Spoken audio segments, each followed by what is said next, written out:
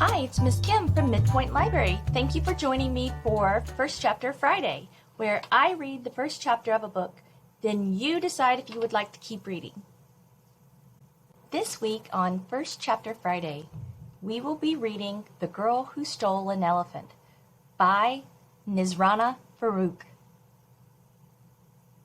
Kaia, a nobleman's rebellious, outspoken, no-nonsense daughter, just can't resist the shiny temptation the king's palace has to offer, but playing Robin Hood for her impoverished community doesn't come without risk.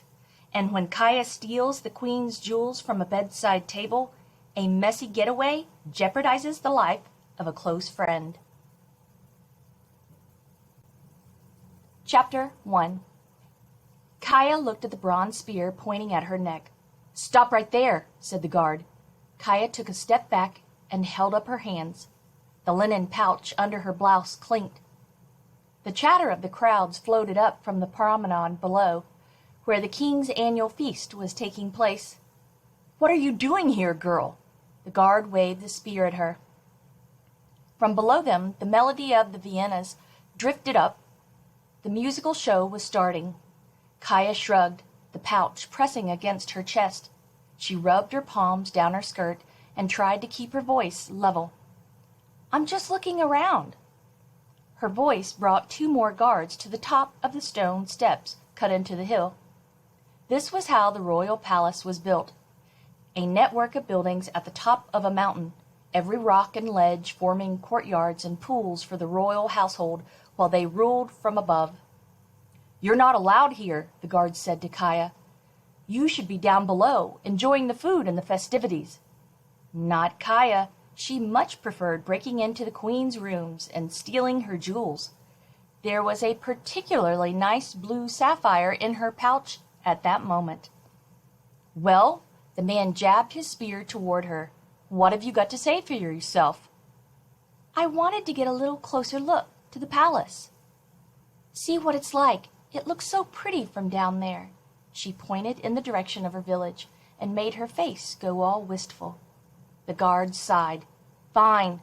Just make sure you don't do it again." He put his spear down. "Anything past the lion's entrance is strictly out of bounds to the public."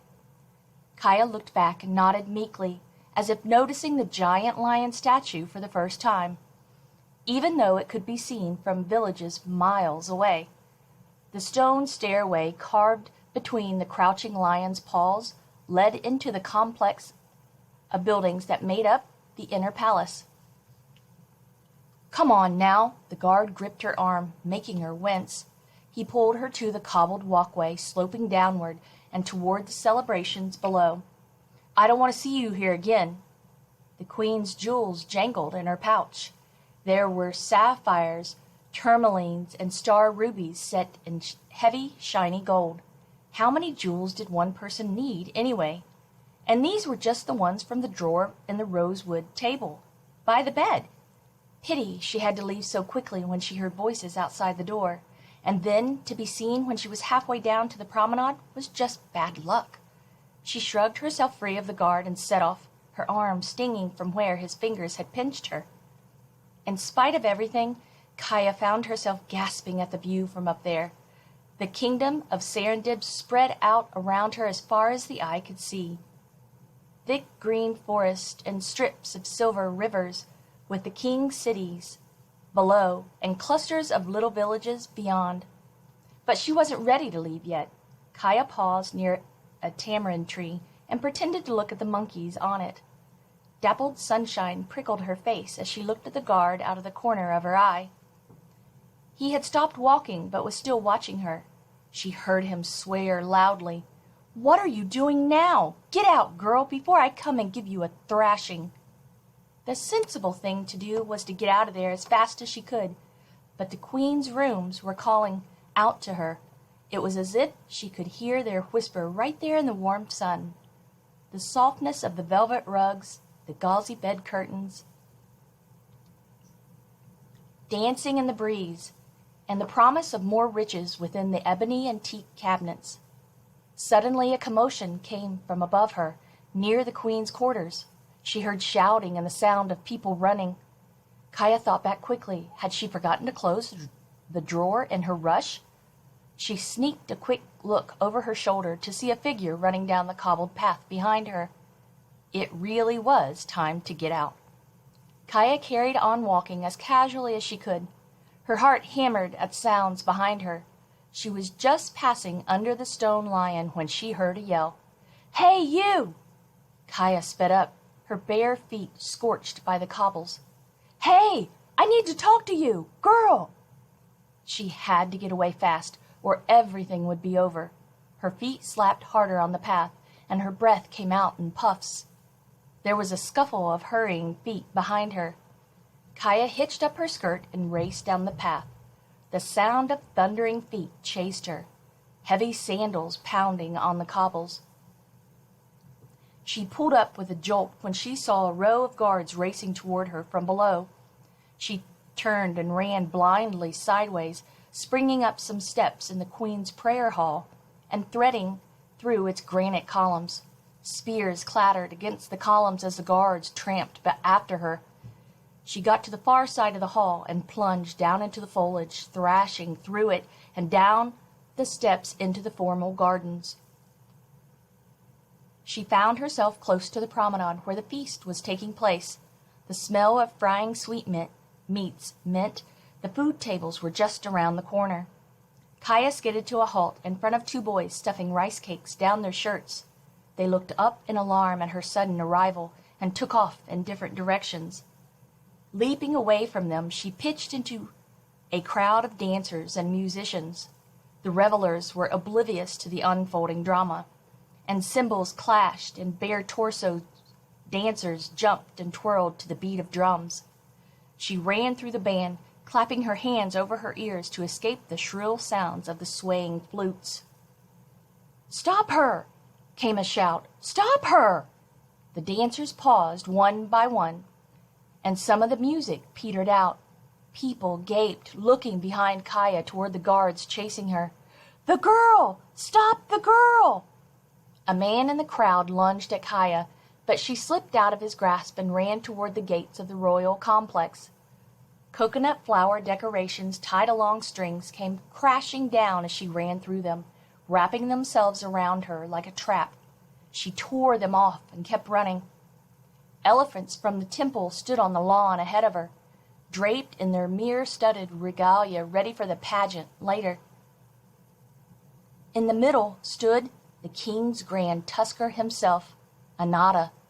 He was wearing his special maroon and gold garments, and his tusks were massive and powerful up close.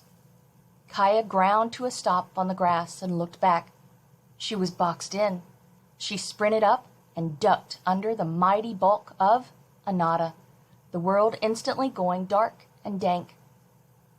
His mahout gave a shout and grabbed at her plait, yanking her head back, but she broke free and rolled out on the other side. She sprang up to see the mahout turn and yell at the guards, thundering toward them, as some of the elephants had started to toss their heads alarmingly. "Stop!" The mahout waved his arms at the guards. "The elephants are getting disturbed." The guards slowed down, and Kaia took her chance. She ran to the boundary and dashed out through the gates. She was free. Skirting the city, she headed toward the patches of wilderness on the east side of the palace, the wind flying through her hair as she sprinted away. When she got there, she stopped and leaned against a tree, catching her breath. She peered through the wilderness and smiled. She'd lost them. Kaia shimmied up the tree, hands scratching against the rough bark. She settled herself in one of the high branches and picked out the coconut blossoms stuck in her hair. Lifting her linen pouch over her neck, she dropped the jewels into her lap. They sparkled in shards of bright blue and green and pink against the gray of her skirt. It had been a huge risk, her boldest robbery to date, and yet she pulled it off. She picked a jumba fruit from a branch nearby and crunched into its juicy pink flesh, peering through the leaves at the royal compound in the distance.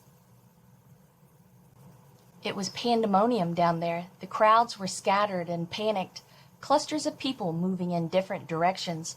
The king, standing out in his gold-encrusted waistcoat, had come down from the dais and was roaring at his staff. The queen and her procession of ladies were being guided out of the promenade up to the palace. The mahouts gave a green. On the green were trying desperately to calm their confused charges and stop them from running amok.